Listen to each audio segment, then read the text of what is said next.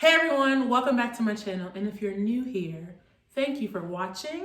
Make sure you share, like, comment, subscribe.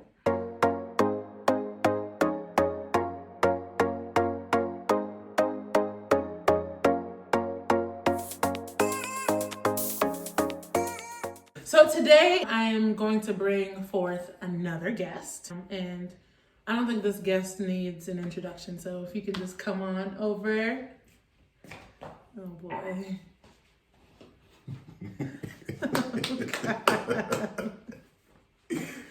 Woo! All right.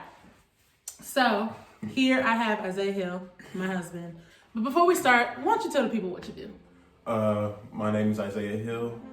I am a full-time musician slash producer. Produce all genres, play all genres. Yeah. That's it? Yeah. What do you play? I play piano. Piano, keyboard, organ, a little bit of drums, but that's not really my thing, just keys. So wishful thinking, understood. Mm-hmm. Okay, cool. All right, so this video is going to be about how we met. Whether it's his version or the truth, we're just gonna dive into letting you guys know our story, because I believe our story is very different. You know how like there's some other stories where I'm like, oh yeah, I had that same experience. No one can say that about it. No one. Yeah. But we'll explain why. So I'm gonna have you go first. Okay. Tell your blurred version, and then you guys are gonna hit it. So she thinks I would tell the story the right way. You don't. I tell the story the right way. I tell it from the heart, okay? All right, so y'all are gonna hear it from his version, and then I'll give you all the truth. My heart. All right, go ahead. From my heart to yours. So, like from the beginning, from the absolute beginning. So I was in this corporate band in Boston. Even rewind from there. I went to school at Berklee College of Music, which is in Boston. I joined this wedding / corporate band, and we did a reoccurring gig at this bar called Greatest Bar. So one Friday night. Hold on, I'm gonna pause real quick. Can you shout out the band though? Like, come on. I was gonna get to the shout outs in a little bit, my bad. Shout out to Sugar Babies. But I'm a name drop in a little bit. I'm a name drop. Okay. I'm a name drop because it's some important names. It's your story. Let me shut up. It's okay. It's okay. We still love you. Friday night gig, go in, everything is cool. I'm playing keys, and I look behind me, and I see two girls behind me. Because the way the venue was set up, as I'm playing, I can look behind me, and it's right outside. And the window was actually open, so I was able to see people passing me. For some reason, I noticed them just looking at me. I don't know why they was looking at me. They was looking at me, so I just... Go ahead. I just turned around, and I'm like, okay, come in. They come in. I noticed them sit down to the left of me. I'm playing, everything's cool. On the break, one of the lead singers, DeMayor Latour, shout out to DeMayor. He was like, you should go talk to that table over there. He didn't tell me who to talk to in particular, so he just told me to talk to the two ladies at the table. So I proceeded to talk to them on the break. I actually, the way they were sitting, it was her friend, Dina, shout out Dina, and Tati's on the inside. So I say, what's up to Dina first. I'm like, hey, how y'all doing? Y'all enjoy your time, whatever. Songs would like to hear, small talk, small like band talk. And Dina tossed the alley-oop of Lifetime. She was like, I'm Dina, but don't worry about me. This is Tati. And I was like, okay, I see where this is going. So I talked to Tati for a little bit, and it was super quick because it was during the break. I didn't have that much time. Night ends. No matter of fact, did y'all come up to talk to me? Yeah, so after the gig was over. Blurred version, I told you. After the gig was over, they come up and talk to me. Just, because why not? We leave the gig, pack up, everything is cool. I get back to my apartment, and I tell Mike, shout out to Mike. Everybody, because everybody plays a very important part in the story. Like everybody plays a very important part. Everybody plays a very important part. And I'm leaving out some names so you can tell your important names too. I talked to Mike, one of my best friends. He was a groomsman at my wedding. I was like, I met this girl, Tatiana, at my gig. I get home late.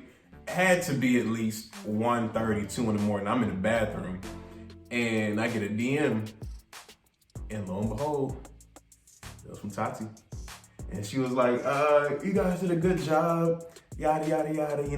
Just trying to, make small talk. Just trying to, stay on the forefront of my mind, So she was like, y'all did a good job. I was like, appreciate it. Y'all gave us energy. I appreciate y'all's vibe and everything. So DMs turned into me asking for her phone number, which turned into us talking on a semi-regular basis, which turned into us talking every day, FaceTiming each other. We FaceTime, that's when I knew, it was getting serious.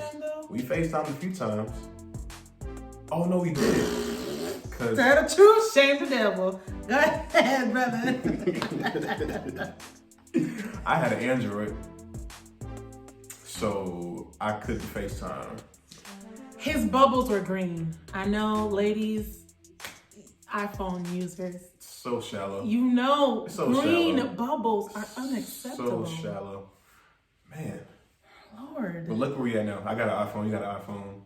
Cool. And then I had to make an executive decision. I was flunking out of school out at a crazy rate. And I had to choose between school and the wedding band that I was in, the thing that I was paying my bills, and pursuing what I didn't know would be my future wife. So I had to, just cut it off. I had to just cut it off. So I sent her a text, which I probably shouldn't have done. Looking back at it, I shouldn't have done that. That was weak.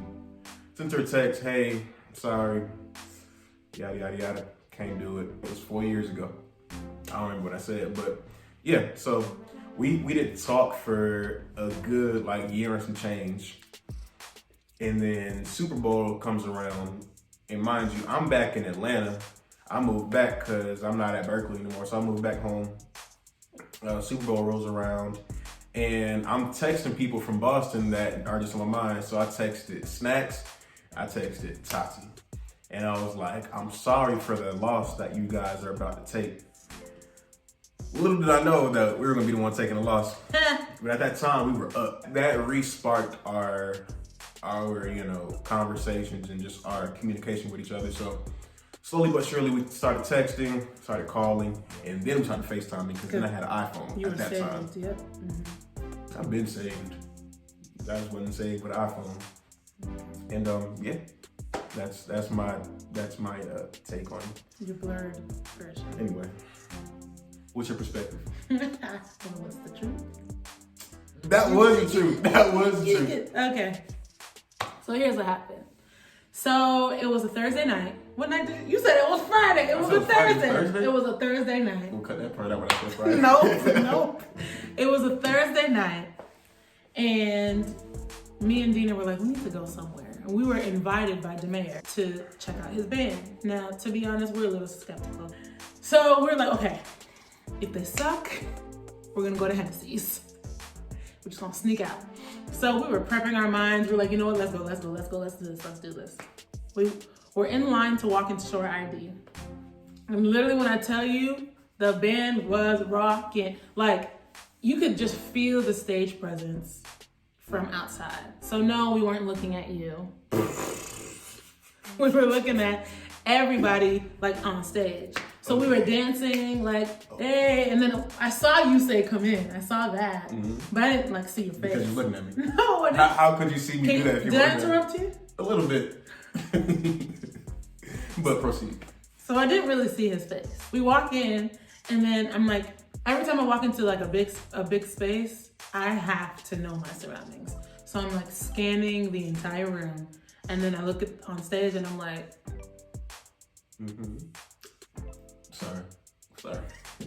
I look on stage, and I'm like, I look at Dina, I'm like, cool.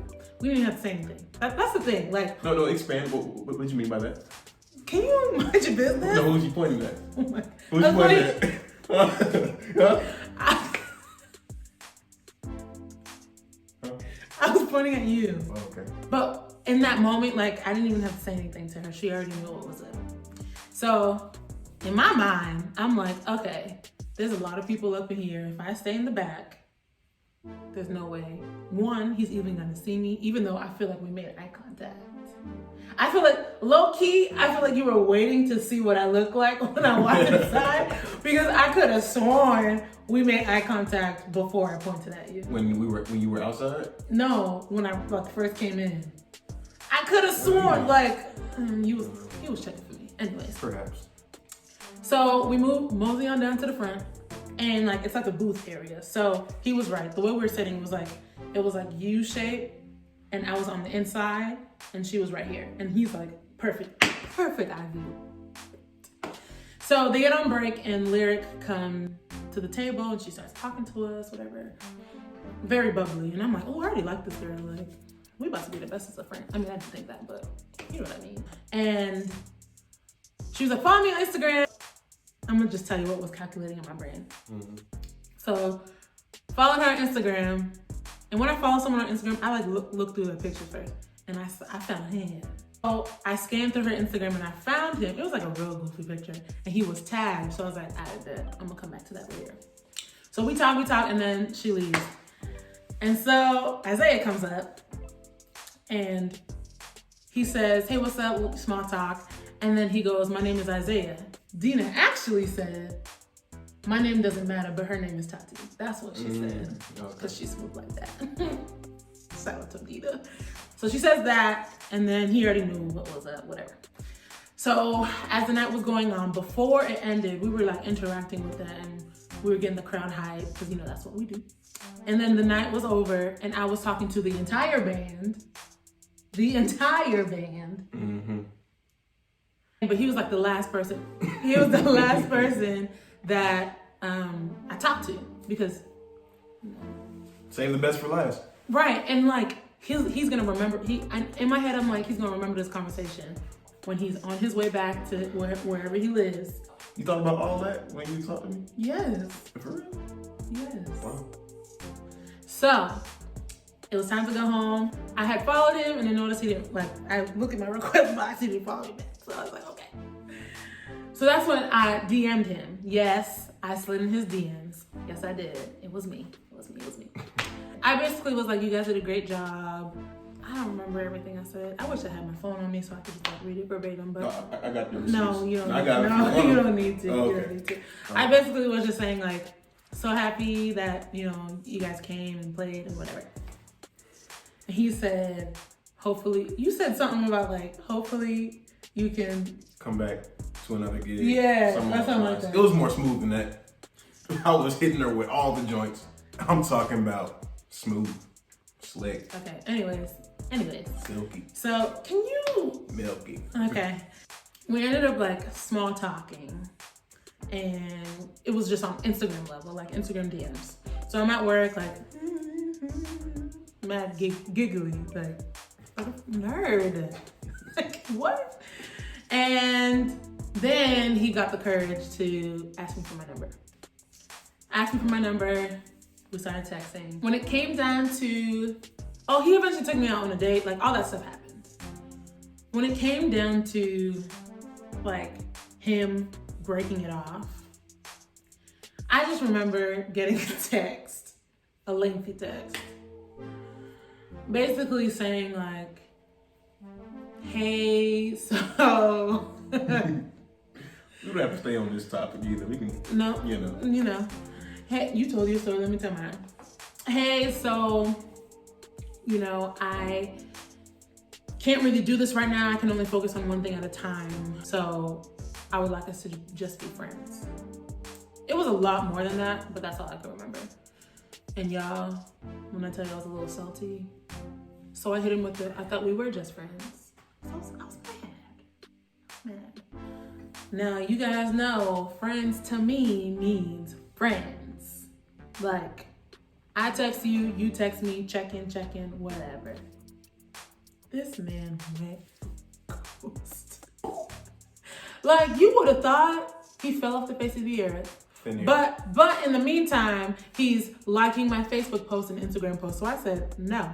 I unfriended him on Facebook, unfollowed him on Instagram, because you don't get to see all of this. You don't get to see all of this and ghost me? No, I'm sorry, you don't have the privilege. You had 9 pictures. No, I didn't. You don't get to see all of this. I'm sorry. So that's why I did it. Y'all can call me petty, whatever. I don't care. So that happened. Like, yeah, when I tell you, like, I even said happy birthday to him. Like, I was being a friend. I'm still hurt about this, if you couldn't tell. Long story short, I get a text during Super Bowl. He says exactly what he said he said. I'm sorry for the loss that your team is about to partake in. And all I did was laugh. And I didn't text him. I laughed. It wasn't until the game was over and I texted him back and I said, I'm sorry for the loss that your team actually partook in. And then it was great from there. Now, after like living through all of this and reliving through this video, what advice would you give other men, or like what have you learned from this experience? Well, I would start by saying that I don't regret anything that I did. I feel like everything happened the way it was supposed to happen. And I feel like if anything changed, we wouldn't be where we are today. Everything needed to happen in that order of events for us to be where we are. So, with that being said, the advice that I would give anyone, honestly, anyone when it comes to pursuing another person, is just to do it. Just do it. You can be in your head so much to where you just don't do it and you don't open your mouth and you don't express how you feel. And you're potentially gonna miss out on what could be a good thing in the future. Just don't plan it. Just if you see somebody that you dig and that you feel, and just go. You know, if you look stupid, it might make them laugh and it might work in your favor. So for me and for the ladies, I would definitely say one thing I did learn from like the first half of us trying to be in a relationship or like trying to be a thing. I literally went into it like, oh my God, he's so cute. Oh my God, I want to be his girlfriend. Oh my God, blah, blah, blah, blah, blah. Like I literally went into it like that and didn't involve, like it was just all emotions. It was all flesh. It's very fleshy. It was literally all flesh, and I didn't invite God into any of my decision making. Like as you know, like when I said he's the one, I was like, I'm gonna get him. I know I am. This is mine. I literally claimed it, but not in a way that I should have. I was just like, that's my territory. Like you are for me. But that wasn't so. Like no. And because of that, because I went about it the wrong way, it ended and I was like heartbroken, whatever. Whereas like the second time around, as you can see, we're married. And it's only because I took my time with this one. Like you could ask him, I literally was like, okay, so what are your intentions? Do you love the Lord? Does the Lord love you? Does Jesus know you? How many times do you talk? Like it literally was like, okay, I need to really know what this is about before even get myself into this again. Yes, I learned a lot from my mistakes. And my advice is just take your time. Don't go searching, let it come to you. Truly, like truly. You won't find, ladies, you won't find a man searching. The Bible says he who finds, and he will find you. You just gotta be found. You know what I'm saying? Mm-hmm. And if you're connected to the Lord's literally going to just let everything fall into place. If you really feel strongly and passionate about anything, make sure it aligns with the will of God for your life. Because if it doesn't, you know, you only get so far. You know, you may be able to go on a few dates with that person. You may meet their parents. You may be able to do this and that. But at the end of the day, like there's still gonna be a brick wall that comes your way. You're gonna be asking like, yo, why Isn't this working? Why isn't it working? Why aren't they letting me into their lives? Why isn't this happening? Why am I not seeing the fruits? And it's because it's not ordained for you. So if God ordains it, He's gonna make a way for it to happen. Good. This is all we have for you today. I hope you enjoyed our story. I hope it encouraged you. And for those of you who are single and waiting for your mate, your spouse, your significant other, have no fear, because He's near. What's going on? No, but seriously though, like, God's got you. Pray about it. Seek God's face about it. And just don't make it top of mind. Don't make it priority. Make God priority. And He'll fill in the rest. He's done. I'm done. Until next time, be sure to tune back in for the next video. Thanks. Bye. Peace up. A-Town down. Do, do, do, do.